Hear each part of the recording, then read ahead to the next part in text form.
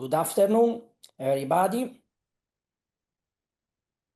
It is my pleasure today with Professor Maurizio Cutolo, co-chairman, to introduce Professor Marco Castori. He is the director of the Department of Genetics, Casa Sollievo della Sofferenza in San Giovanni Rotondo, Italy. He will speak about understanding genetic testing in the era of next generation sequencing, lessons from the hereditary connective tissue disorders. Please, Marco.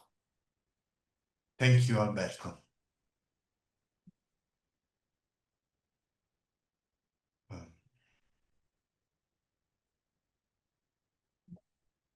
Okay.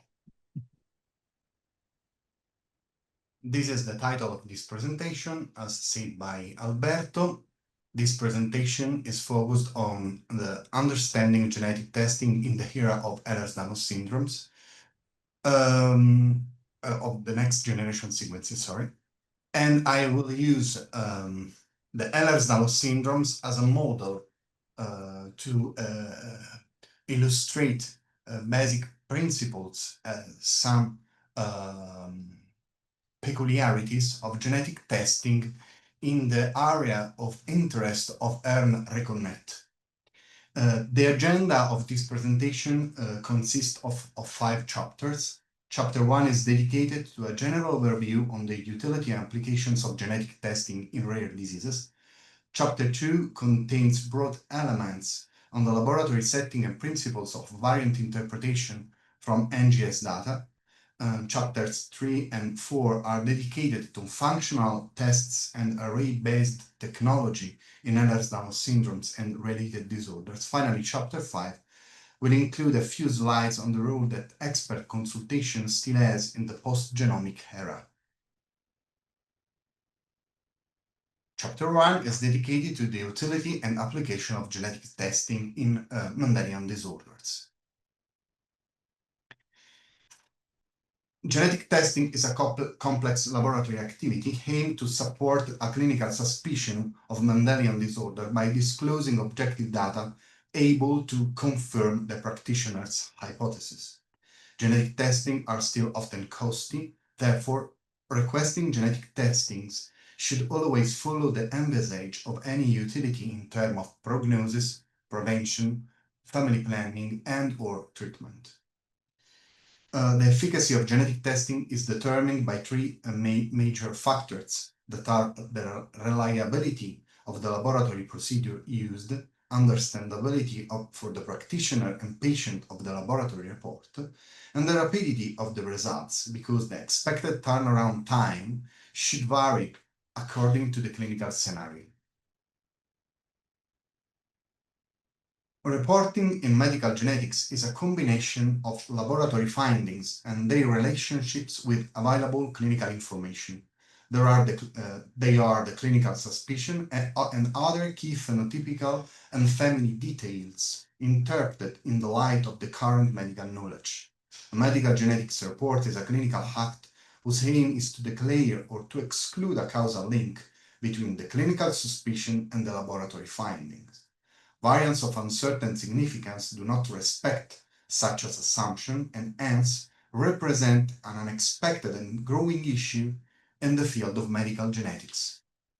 Here an incomplete summary of the potential applications of a positive genetic testing in terms of medical, social, and preventive care.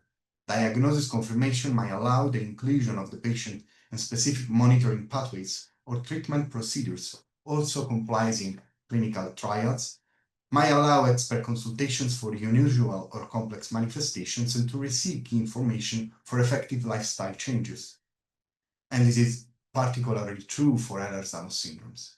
In the areas of social care, a positive genetic testing might ease obtaining reimbursements for medical procedures, special education program, and more in general economic subsidies. Finally, a positive genetic result has direct consequences in the extended family in terms of carrier, presymptomatic, and diagnostic tests in relatives at risk, access to patients' association, genetic counseling, and specific reproductive options. Chapter 2 includes laboratory settings and general concept of variant interpretation. This is a schematic representation of the laboratory pipeline aimed at optimizing genotyping to serve the clinics for diagnosis confirmation. According to the technological workout, economic considerations, and the type of clinical request, laboratories might apply a targeted or an untargeted approach. Both settings present advantages and disadvantages, and many laboratories still offer both sets, although the increasing routine application of exome and genome sequencing as first-tier approach are moving laboratories to consolidate the untargeted approach. In case of negative, incomplete, and inconsistent results, many laboratories might offer additional tests aimed at further exploring a highly specific clinical question, at searching for a second deleterious variant in an autosomal recessive gene, and at functionally characterizing a candidate variant of uncertain significance. In 2025, some of the ancillary tests that have been already incorporated into the diagnostic pipeline, while others, such as long-reads NGS, are usually accessible in research settings only. According to the previous slide, the generation of laboratory reports in medical genetics is now the sum of the activities of a multitude of professionals and disciplines. Now, the laboratory and interpretation workflows usually include at least 4 different professionals that are the laboratory technician, the clinical scientist, the bioinformatician with a strong background in human biology and basic knowledge of healthcare issues, also comprising risk management and privacy, as well as next generation clinicians with a deep knowledge of human variability, reverse phenotyping, and clinical interpretations of variants. Variability of our genome implies that in most genes, humans present simplex and complex variations when compared to the reference sequence, that is, the sequence considered wild type.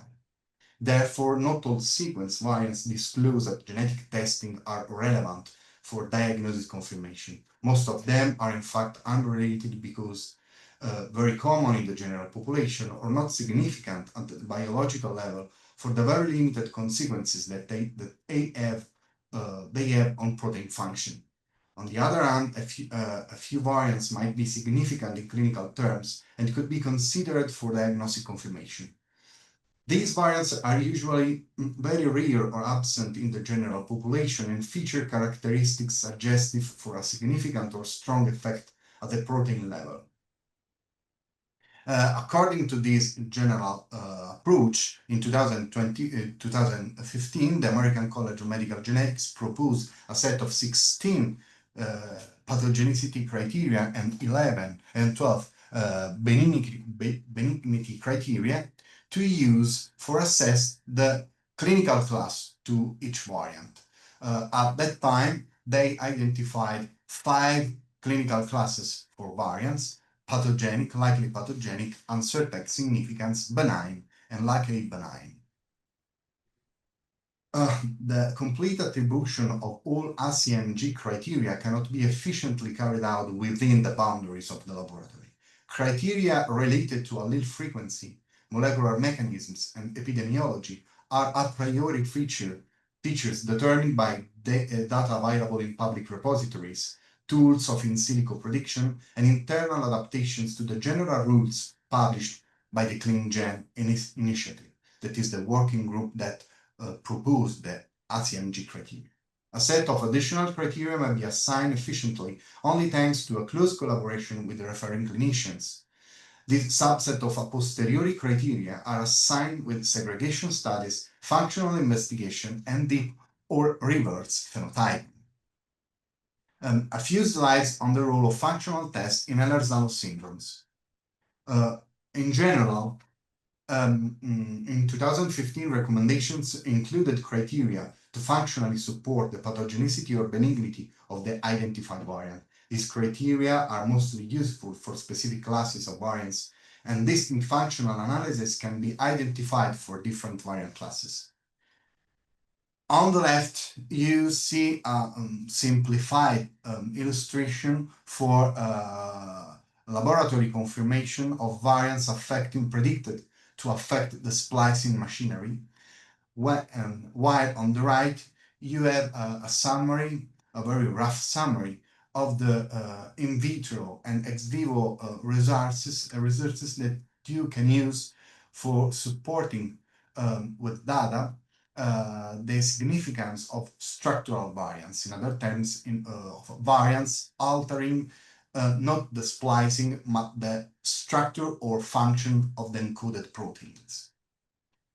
In this case, this is a 10-year-old boy characterized in another center by exome sequencing with the identification of a homozygous variant of unknown significance in one intron of PLOD1, that is the gene encoding for the protein responsible of kyphoscoliotic type 1 Ehlers-Danlos syndrome. At that time, we asked to review the clinical data that were compatible with the diagnosis of kyphoscoliotic Ehlers-Danlos syndrome, and therefore we proposed a preliminary test by reverse transcriptase on peripheral blood in order to confirm or explore the pathogenic role of this variant that was predicted to alter the splicing.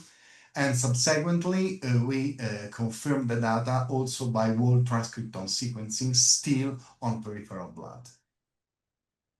Case 2 is a nodus with a clinical suspicion of vascular Ehlers-Danlos syndrome. In this case, the intronic variant was predicted to alter the splicing by generating the skipping of the entire exon 35. And collagen 3, COL3A1 is not expressed in blood, therefore we propose to confirm on culture fibroblast. And whole transcriptome sequencing confirmed the prediction in vitro. This is another case of Ehlers-Danlos syndrome related to an unusual variant found in COL12A1, the collagen gene responsible for a series of musculoskeletal and neuromuscular phenotypes, including joint hypermobility, joint contractures, and joint laxity, and more specifically the myopathic Ehlers-Danlos syndrome. And in this case, we found a missense variant that simultaneously was predicted to alter the splicing. At that time, we did not have access to skin fibroblasts. Therefore, we explored the significance of this variant by a mini gene reporter assay that is an artificial tool for exploring the splicing the potential to alter the splicing of selected variants. Concerning functional investigation of structural variant, in the field of joint hypermobility and related disorders, we had the opportunity to develop a luciferase assays for testing the presumed hypomorphic or haploinsufficient nature of sequence variants in the TAB2 gene that is responsible of a syndromic presentation of a soft connective tissue disorder. In this case, a familiar missense variant segregating with an attenuated phenotype still resembling the more severe one that we observed in individuals with the null alleles in TAB2 was tested in vitro and showed data in line with the other patients. In this set of patients with a neurodevelopmental disorder variably associated with congenital dislocations and joint hypermobility, a feature in common with Ehlers-Danlos syndrome, especially in the very first month of life, we documented a reduced affinity between the encoded protein by the mutated gene ERF and the phosphorylated HERC, with a pull-down assay in bacteria. This allowed us to document the presumed deleterious effect and to define a new phenotype associated with mutation in ERF. Finally, in this girl with spinostring dysplasia, which is a skeletal dysplasia featuring marked severe joint hypermobility and peculiar radiographic features, reanalysis of an exome sequencing data generated before the publication of the causative gene in 2018 identified two variants of uncertain significance in trans in the TONS gene, that is the TONS responsible for spawn strain dysplasia. Also, in this case, by using the culture fibroblasts from the patient and from both parents, we were able to demonstrate the cellular features that previously were documented in the original paper in which TONS variants were first described in association with spawn strain.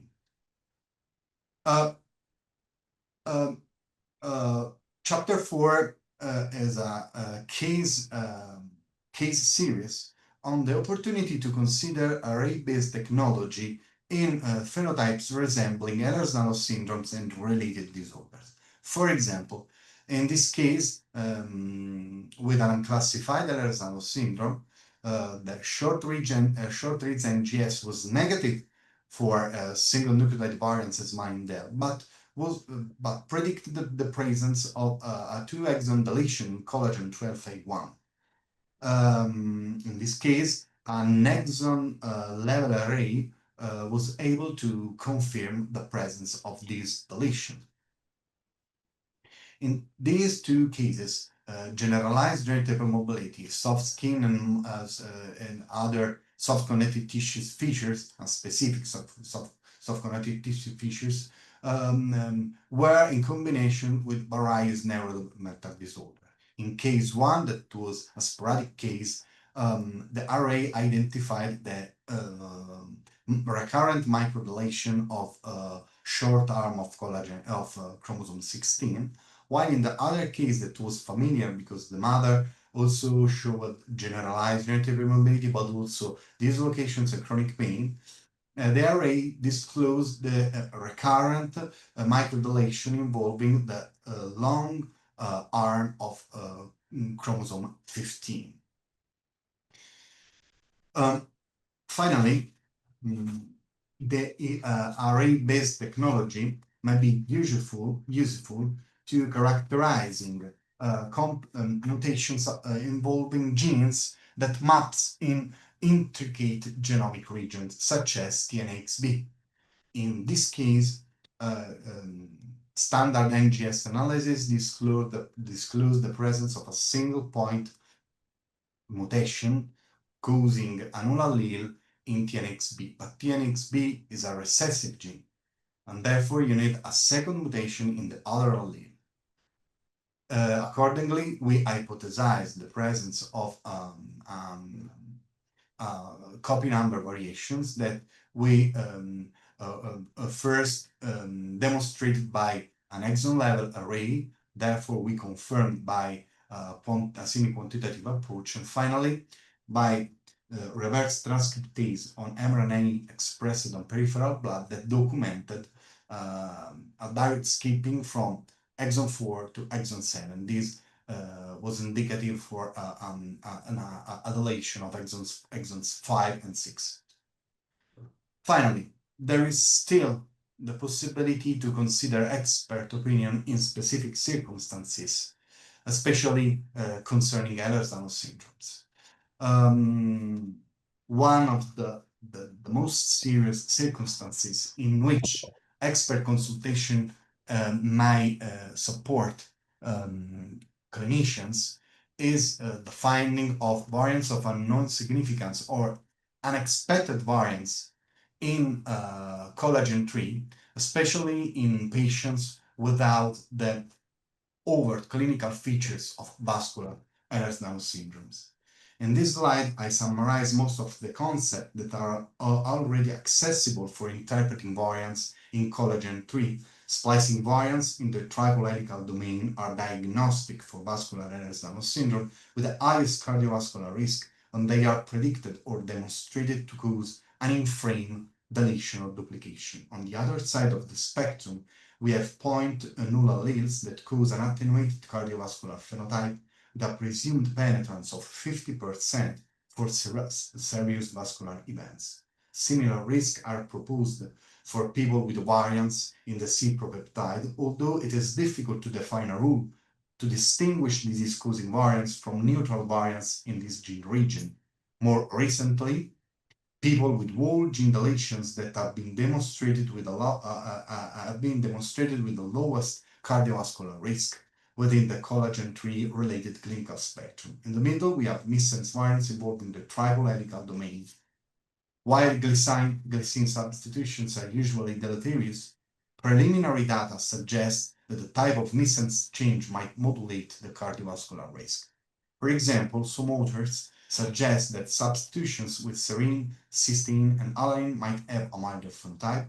Among missense changes affecting the residues in second interposition of the collagenic triplet, we associate the highest chance of being deleterious to glutamic acid to lysine changes. All other rare missense changes are variants of uncertain significance, with a low chance of becoming deleterious, if not predicted to alter in the splicing or do not affect the KGA or KGD triplets or salt bridges. The last two slides are dedicated to two real cases of online consultations. In this case, a colleague asked a comment on a non-glycine missense substitution in the triple helical domain in a patient with the criteria for hypermobile Ehlers-Danlos syndrome and not vascular Ehlers-Danlos. The variant does not involve a glutamic acid residue or any other residue mapping in KGD or KGA triplets or salt bridges. It maps in the middle of an exon and therefore does not seem to affect splicing. Finally, its frequency in the general population to apparently low is not compatible with the marked allelic heterogeneity that characterizes collagen 3. For all these reasons, I suggested to do not consider this finding in isolation as confirmative for a molecular diagnosis of vascular Ehlers-Danlos. In this second case, another colleague asked my opinion on a glycine substitution in the triple helical domain in a patient who underwent molecular testing for a cardiovascular phenotype. That cannot be related to vascular Ehlers-Danlos syndrome. In particular, the patient underwent cardiogenetic testing for situs inversus, and the variant resulted inherited from a multi-parent. Family history was not remarkable for sudden deaths or any serious cardiovascular events. The identified variant is a well-known glycine substitution with multiple annotations and publications in association with vascular Ehlers-Danlos syndrome. It is also significantly rare in the general population, also in comparison with the presumed disease frequency.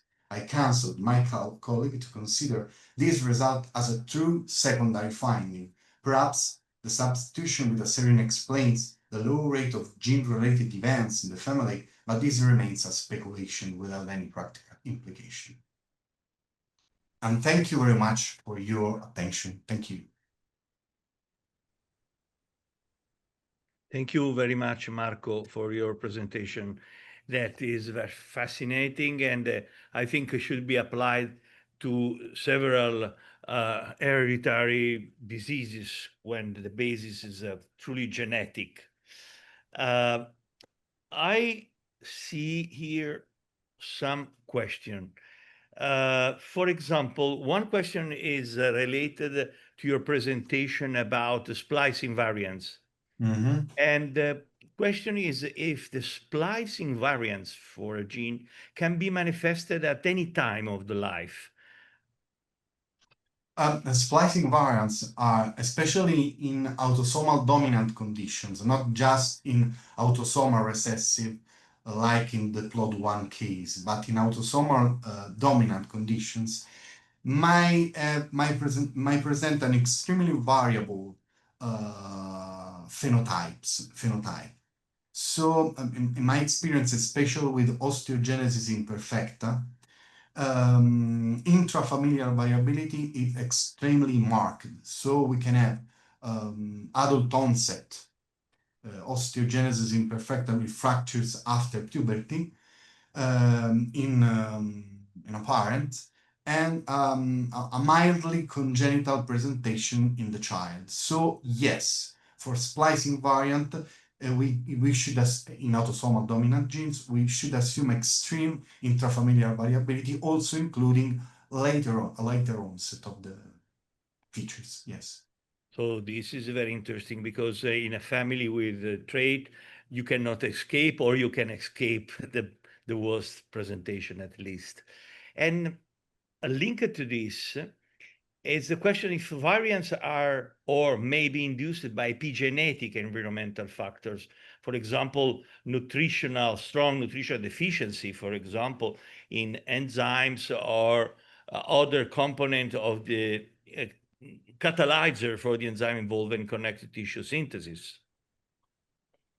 At the moment, we should say not yet.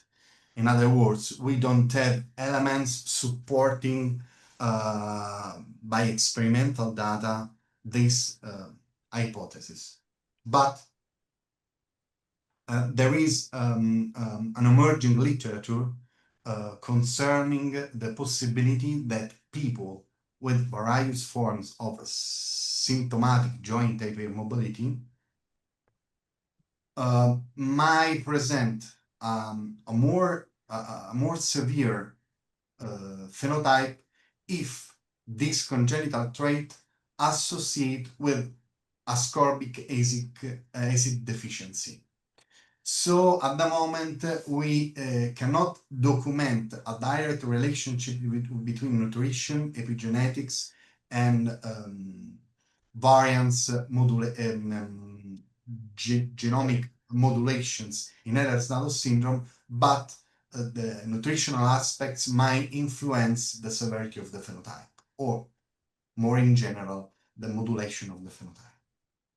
It is important to consider also in prediction and controlling in the family at risk, at least. Yes. And do you think that in Ehlers-Danlos, the role of artificial intelligence may be important and complementary help to have ensured a panoramic of the ongoing research, and so help to address the diagnosis or the testing in the best manner, not losing too much time and addressing in a more reliable links between the expected variants or changes or mutation and the symptoms observed? At the moment, it is, in my experience, it is too premature to consider artificial intelligence as a tool for predicting the phenotype if you have access only to the genetic data. But artificial intelligence is a great resource especially in translational research, and especially for drug discovery and drug repurposing projects. We currently are working on the use of artificial intelligence and in general bioinformatic resources for the discovery of alternative drugs in vascular Ehlers-Danlos syndrome. Yes. Thank you very much.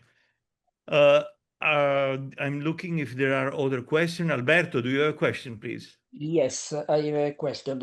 In general, indicatively, which is the cost of a genetic test? For example, in a single patient with a suspicion of Ehlers-Danlos. At the moment, in our division, the cost is approximately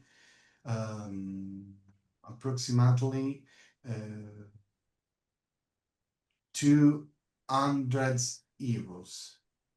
200 euros. Not so much. Not so much. But Yeah. because we currently, in quite specific presentations, we use multi-gene panels and not exome sequencing. If you need exome, at the moment we have a cost of 400 euros. 400. Oh, not so much, however. Thank you. In terms of consumables, not in terms of hours spent on the examination. This is my curiosity to ask you, because I see new forms are coming and coming and coming. Are you able to tell us, over the 13 classical form, in your opinion, how many cases, different forms are being signaled up to now? I think that the forthcoming new classifications of Ehlers-Danlos syndrome that will be proposed, I suppose, in 2026 by the Ehlers-Danlos Society, we will not have many others conditions. No more than 14 or 16 conditions within the Ehlers-Danlos nosology, but there are many conditions that might resemble Ehlers-Danlos syndrome, especially if we consider Ehlers-Danlos also unspecific phenotypes of combination of joint hypermobility, chronic pain, mild neurodevelopmental disorders, or more in general neurodiversity. We have many conditions that might resemble Ehlers-Danlos syndrome. So if you think at the nosology, you will not have a complex scenario. But if you think of the real world medicine around Ehlers-Danlos and joint hypermobility, you should have in mind a larger group of conditions. Yes.